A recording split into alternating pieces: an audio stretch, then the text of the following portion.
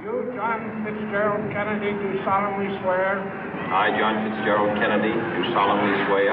That you will faithfully execute the office of President of the United States. That I will faithfully execute the office of President of the United States. And will, to the best of your ability. And will, to the best of my ability. Preserve, protect, and defend the Constitution of the United States. Preserve, protect, and defend the Constitution of the United States. So help you God. So help me God.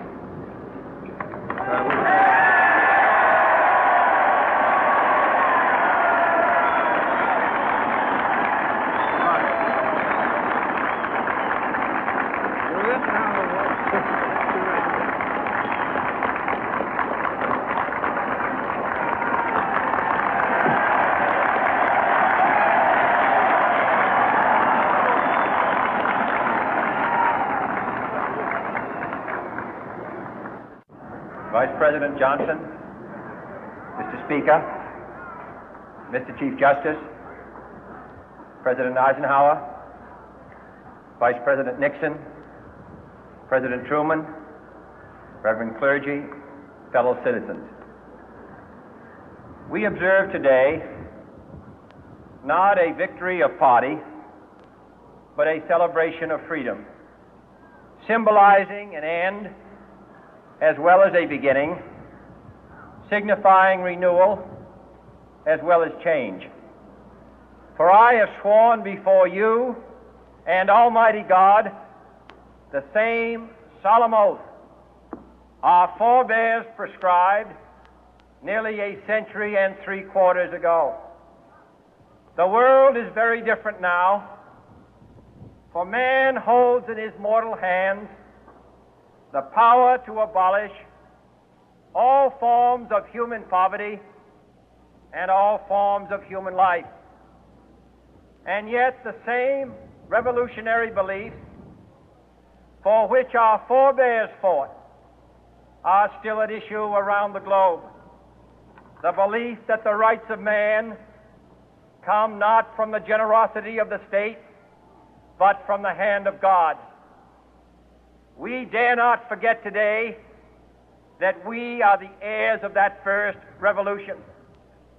Let the word go forth from this time and place to friend and foe alike that the torch has been passed to a new generation of Americans born in this century, tempered by war, disciplined by a hard and bitter peace, proud of our ancient heritage, and unwilling to witness or permit the slow undoing of those human rights to which this nation has always been committed and to which we are committed today at home and around the world.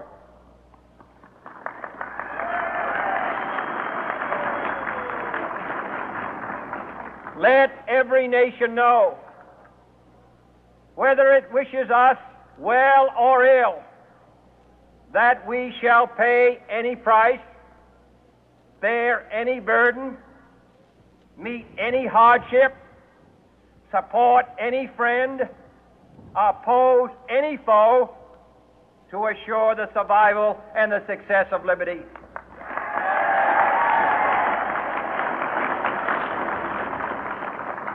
This much we pledge and more. To those old allies whose cultural and spiritual origins we share, we pledge the loyalty of faithful friends. United, there is little we cannot do in a host of cooperative ventures. Divided, there is little we can do, for we dare not meet a powerful challenge at odds and split asunder. To those new states whom we welcome to the ranks of the free, we pledge our word that one form of colonial control shall not have passed away, merely to be replaced by a far more iron tyranny. We shall not always expect to find them supporting our view, but we shall always hope to find them strongly supporting their own freedom, and to remember that in the past, those who foolishly sought power by riding the back of the tiger ended up inside.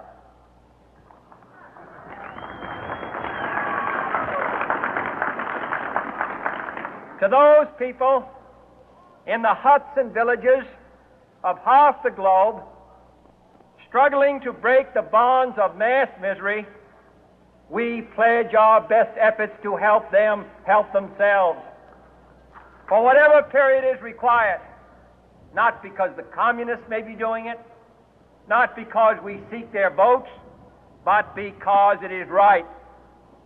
If a free society cannot help the many who are poor, it cannot save the few who are rich.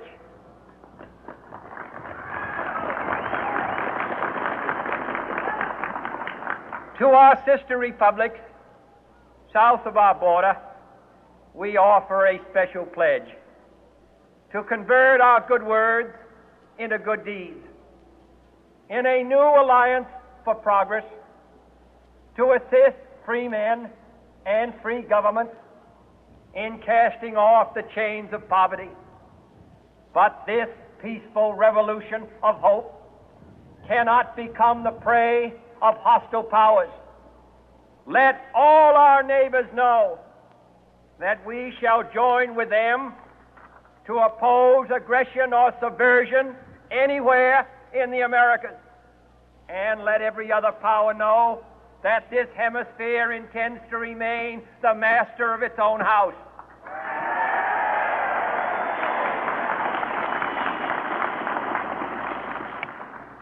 To that World Assembly of Sovereign States, the United Nations, our last best hope, in an age where the instruments of war have far outpaced the instruments of peace, we renew our pledge of support to prevent it from becoming merely a forum for invective, to strengthen its shield of the new and the weak, and to enlarge the area in which its writ may run. Finally, to those nations who would make themselves our adversary, we offer not a pledge, but a request that both sides begin anew the quest for peace. Before the dark powers of destruction, unleashed by science, engulf all humanity in planned or accidental self-destruction, we dare not tempt them with weakness, for only when our arms are sufficient beyond doubt can we be certain beyond doubt that they will never be employed.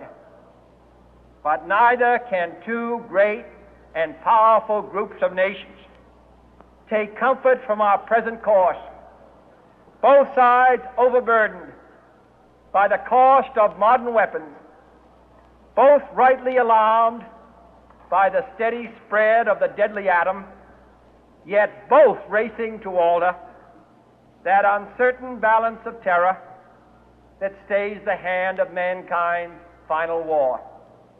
So let us begin anew, remembering on both sides that civility is not a sign of weakness, and sincerity is always subject to proof.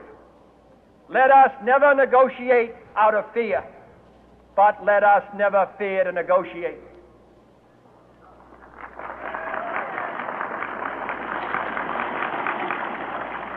Let both sides explore what problems unite us, instead of belaboring those problems which divide us.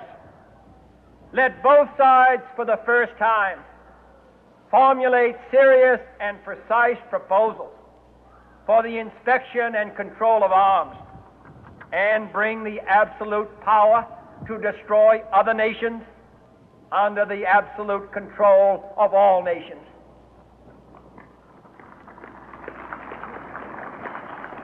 Let both sides seek to invoke the wonders of science instead of its terrors. Together, let us explore the stars, conquer the deserts, eradicate